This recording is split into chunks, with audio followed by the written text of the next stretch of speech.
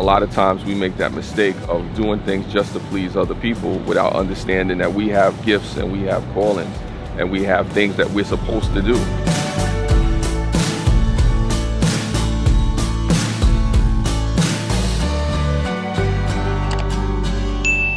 What's going on, folks? My name is Mel Mel. I'm a YouTuber, creative individual. I got 2 channels, Mel Mel X365.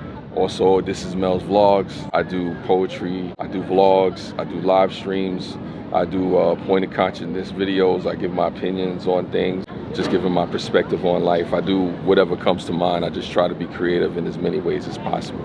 I do editing as well for different folks that need editing done. I just try to, go with it, ever the creativity sparks. What actually inspired me to start on YouTube, I had a failed relationship.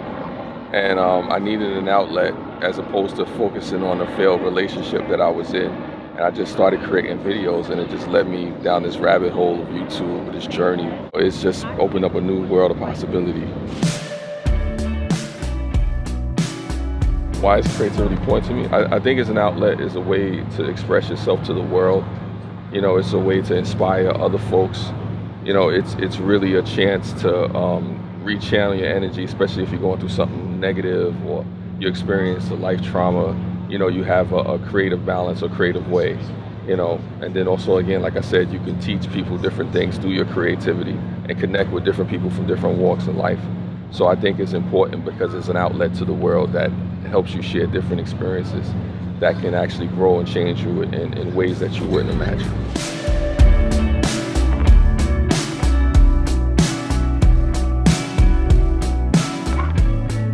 I'm gonna take my skills and I'm gonna use it to help other people. It's not just for yourself. Other people could benefit from the things that you're learning to do for you. It's a business in it, and a lot of people don't take time out to learn the business end. They just look at the creative side, and that's cool. But at the same time, people got rent to pay. People got bills, you got stuff you want to do. Why not use it as a bankable skill, as a service? I may never be a YouTube star, but at the same time, I could take that editing skill. I could take the know-how of putting camera angles together and putting people in the proper lighting and, make money off of it. I already have. So I'm not going to stop. I don't know about you.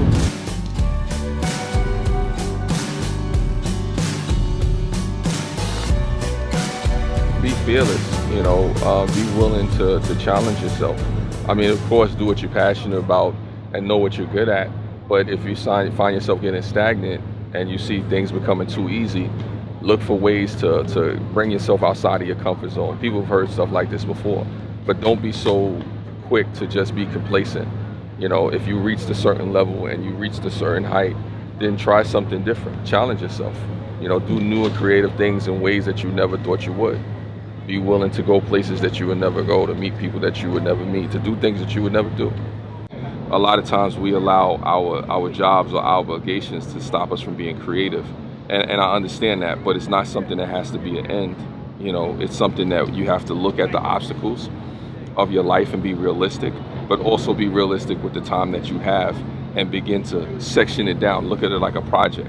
You come back to it and break it down in parts until you finish. In your free time, you have things that you can do. Even if you have 20 minutes a day, 10 minutes a day, you can actually give yourself a certain block of time to be creative. Give yourself a certain space of time. It's almost looking like a lunch break. If you have this hour, in the day to go for your lunch, you should be able to have 20 minutes to an hour each day to go work on something creatively, a project, something that you're passionate about, and come back to it until it's finished. And don't put pressure on yourself and compare yourself to what other people do and other people's money or other people's talent. You have your own gift, your own time. Do things at your pace. Start with what you have and work on the story. It's about your story. It's about letting people know why they should listen to you, why they should care. Connect with your audience. Everybody's not going to like what you do. Everybody's not going to care. But focus on the people that support you or the people that really connect with you and you connect with them. Know your audience. That's the biggest thing, know your audience, and in time, everything will come.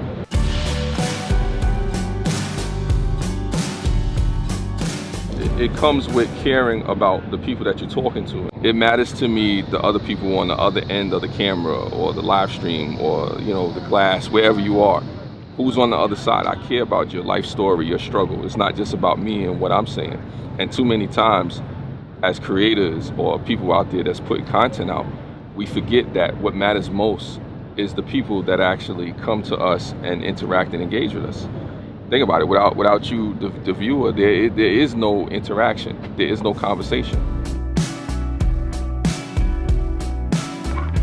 People are so quick to look at how much more somebody else has, and they don't look at how far they've come and where they've gone. I mean, you'll be surprised. You'll be looking at yourself where, okay, maybe I started off with a smartphone and now here I am with a fancy camera. And you know, that's one of those things where you say, okay, wow, not only do you know what gear to have, but you figure out the settings, you learn how to story tell, you get more confidence being on camera. I mean, you definitely grow. You may not have the success other people have, but look at the success you have. Even if it's just incremental, you know, every little bit counts. Understanding your growth is you know, where you're gonna go, it makes it, you know, worth the while. People are gonna do what they wanna do when it's something that matters to them, and they don't care about what other folks think. You know, not just in YouTube, but just in life. Let's say you want to be a figure skater, or let's say you have a passion for bugs. Let's say you just want to, you know, be a singer or something like that. You have to put yourself out there, and just think about it.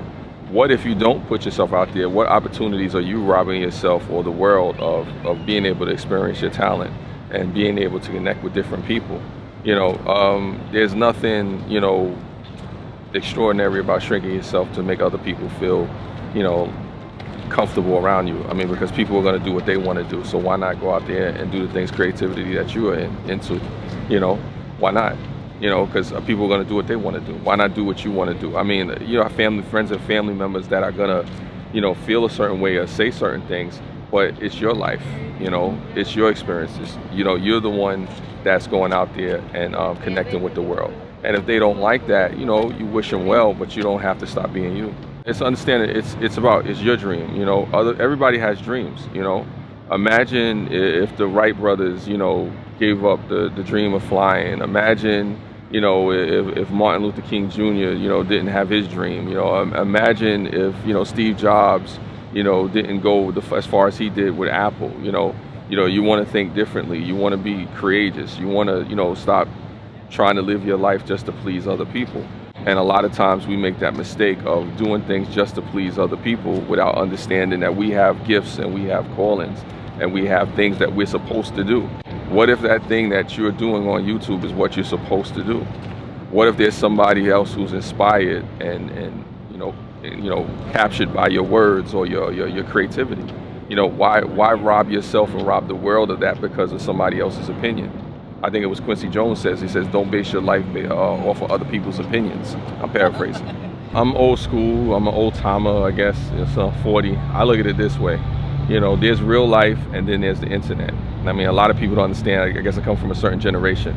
Those things that are being said on the internet, you know, especially things, you know, words heard or whatever, they mean things, but that's not real. That's not real life. If you're not coming into my house and you're not doing anything to me, if you're not on the streets, I'm not worrying about that.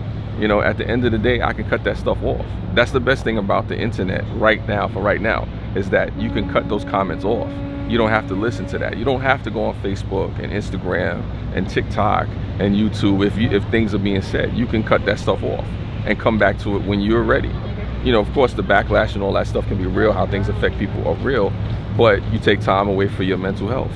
You know, you take time away to say, hey, I'm gonna put out the content that I wanna put out, and if there's negativity and things out there that don't make me feel good, I don't have to engage with that. A lot of times, you know, it's like, I remember it's like an old timer told me, they said nobody can chase you if you're not running from it. So you confront it, you face it, but you let folks know, I'm not afraid of you, I don't have to succumb to that. And you know, you just give yourself space. Like right now with me, let's say if folks were saying something negative to me, I hear the comments, I look at what you know, what's going on in the world, I recognize who I am. If you know who you are, then folks can't break you. You know, always be aware of who you are. If you know who you are, then those negative comments and everything that's being said, you know what's true and you know what's not true. You know, and then you just go about it from a point, you know, where you know, shelter yourself off and insulate yourself. You know, you insulate yourself from those comments if those are things that are affecting you negative or affecting people around you negatively. and you just go to the space where you're being appreciated, not tolerated, as many people are saying nowadays, the young kids, you know. So always go where you're appreciated, not just tolerated. You don't let people dictate what you're gonna do with your life, you know, and what you're gonna do with your content. You got people that's not doing anything with their life telling you, hey, you know, you can't succeed, or you can't do this, or you can't do that. And what is that gonna do for you? Nothing. You know, so you still gotta push on and press on. Don't let fear stop you from doing what it is that you do, or people's opinions. You know, what works for one person may not work for you. What may work for you may not work for that other person. You know, be courageous in your art. Again, like to reiterate a lot of different things that I said. Do what you're passionate about. Understand your pace. Know what makes you who you are. You know, I think it's Dr. Seuss that said a quote. He said, nobody can be more you than you. You know, there's nobody like you in this world. There's something out there that makes you unique, unlike any other person in the world. And that's the thing. I think that's our job in this life, is to figure out what that is and to take advantage of it, full advantage of it. There's something out there, whether you sing, whether you dance, whether you tell jokes, whether you paint, whether you cook, you know, whether you just, you know, write poetry better than anybody else. Figure out what that is and exploit that and take advantage of that to the best of your ability. And don't worry about what everybody else, you know, is doing.